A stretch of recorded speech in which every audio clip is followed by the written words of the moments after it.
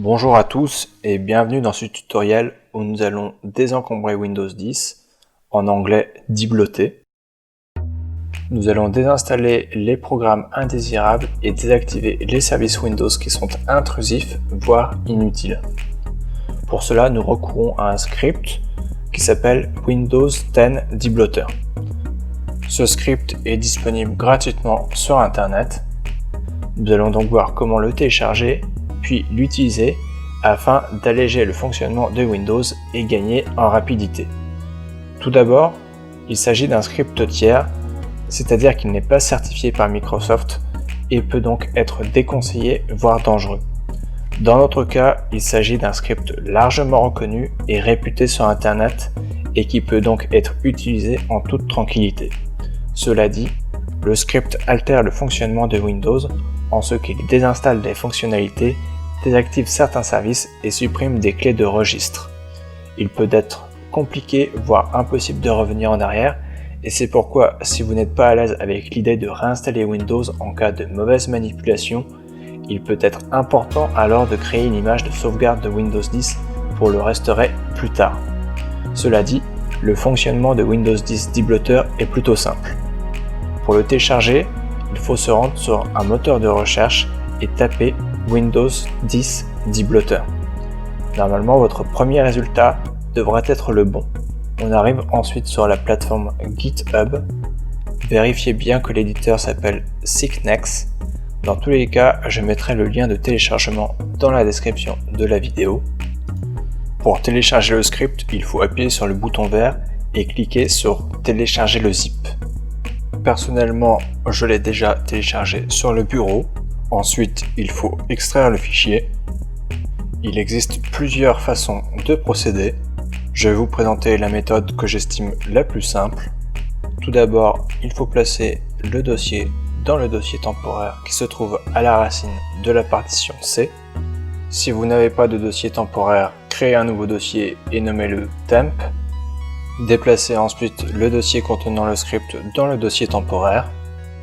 Je vous conseille aussi de renommer le dossier en Win tout court, cela va nous aider par la suite. Pour l'instant, il faut ouvrir PowerShell en mode administrateur. Pour cela, cliquez sur l'icône Windows du menu Démarrer avec le bouton droit de la souris et sélectionnez Windows PowerShell Admin. Si vous ne démarrez pas PowerShell en mode administrateur, certaines modifications ne pourront pas être appliquées. Il va falloir taper des commandes qui sont disponibles sur la page de téléchargement du script. Je vous conseille donc de les ouvrir côte à côte. Tout d'abord, il faut changer de dossier, car en ce moment on se trouve dans le répertoire Système 32 du dossier Windows. Pour cela, il faut taper la commande cd, espace, la lettre du lecteur, temp, en faisant attention à la majuscule. Là, nous allons changer à nouveau de dossier et rentrer dans le dossier du script. Donc nous allons taper Win tout court comme nous avions renommé le dossier tout à l'heure. Alors là, j'ai oublié de taper la commande cd pour changer de dossier. Je recommence donc en tapant cd, espace, Win, puis je valide. Maintenant que nous nous trouvons dans le bon répertoire, nous allons exécuter le script. Pour information, il existe 3 scripts dans le dossier. Nous allons utiliser celui-ci car il possède une interface graphique. Tout d'abord, nous allons lui donner des privilèges particuliers pour lui permettre de s'exécuter. Nous allons donc taper cette commande en faisant attention à respecter les majuscules, les espaces et les tirets.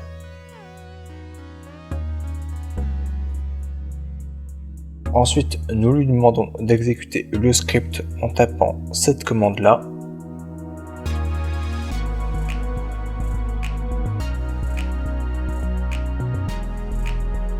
Là, il nous affiche un message d'avertissement nous disant que le script est potentiellement dangereux. Il faut taper la lettre O et valider. Une fenêtre s'ouvre et nous allons pouvoir donc commencer le nettoyage. Vous pouvez effectuer plusieurs actions très utiles pour nettoyer Windows à partir de cette fenêtre. Tout d'abord, désinstaller des programmes Windows qui sont indésirables. C'est ce qu'on appelle le bloatware.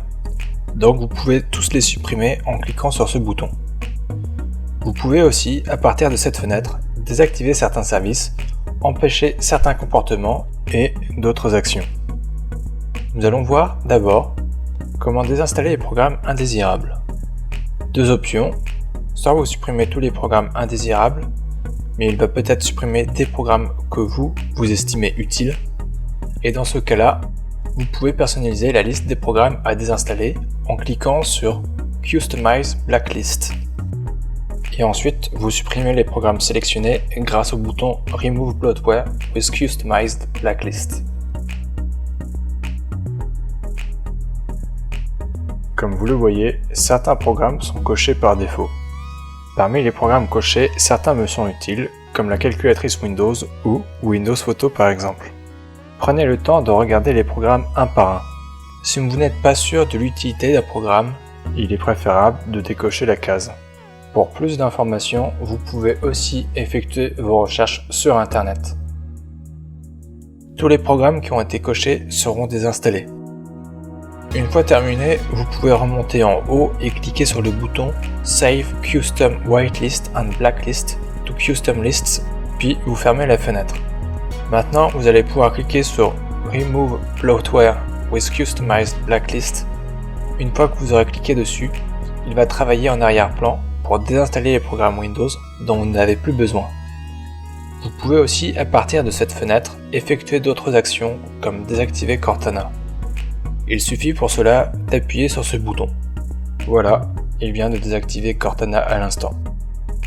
Ensuite, vous pouvez empêcher Edge de repasser systématiquement en visionneuse de PDF par défaut. Il suffit pour cela d'appuyer sur ce bouton. Vous pouvez aussi désinstaller OneDrive en appuyant ici. Pour ma part, c'est déjà fait, mais je recommence pour voir. Là, il me dit qu'il a déjà été désinstallé. Vous pouvez aussi désépingler les tuiles du menu démarrer. Par exemple, si vous venez d'installer Windows, cela vous permet de supprimer les tuiles comme Spotify, Netflix ou Candy Crush en un seul clic. Ce n'est pas la fonctionnalité la plus utile, mais ça peut toujours servir. Vous pouvez également désactiver la télémétrie. Ça évite que Microsoft récolte des informations sur vous pour les stocker sur leur serveur. Cela fait gagner à la fois de la bande passante et les ressources qui auraient été utilisées en arrière-plan pour traiter ces données. Il suffit pour cela d'appuyer sur ce bouton afin de désactiver la télémétrie. Vous pouvez aussi supprimer les clés de registre inutiles. Pour le coup, je ne sais pas si c'est très important. Personnellement, je pense que c'est toujours bon à prendre, mais c'est à vous de voir. Voilà, c'est tout pour ce tutoriel. J'espère que cette vidéo vous a plu. Et si c'est le cas, merci de mettre un pouce bleu et de vous abonner pour d'autres vidéos. En attendant, je vous dis à la prochaine!